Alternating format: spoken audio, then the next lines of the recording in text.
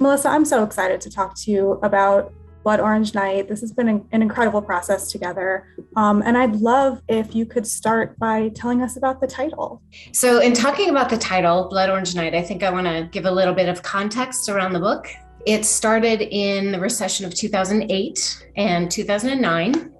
I had two children, like shotgun back to back, one of them with special needs.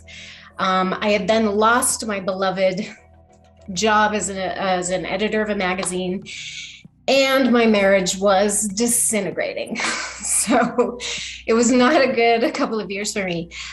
So it's no real surprise that I started having just chronic debilitating insomnia. I was prescribed medication, which I took, which worked and then didn't.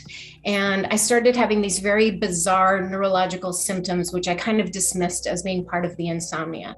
And I suddenly realized that these really weird neurological symptoms that I am having are a result of the medication that I have been prescribed by my doctor. So I realized I've got to get off.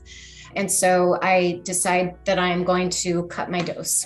The title comes from that first night that I cut this dose of the prescribed medication. I hear my daughter crying in the middle of the night. I run downstairs. Every mother can relate to this. You're just sort of on automatic.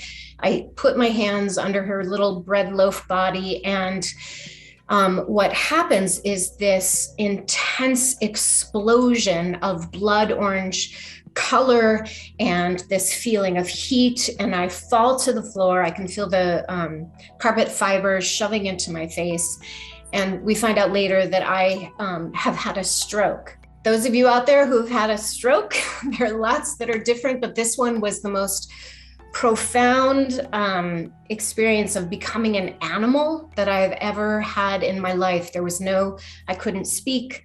I could barely move. And the entire night was me getting up. And it was a night of of this resolution. There was some part of me that knew that whatever was happening to me, I would never give up. And so we decided to title the book on that very violent and intense experience of my first cut of that prescribed drug.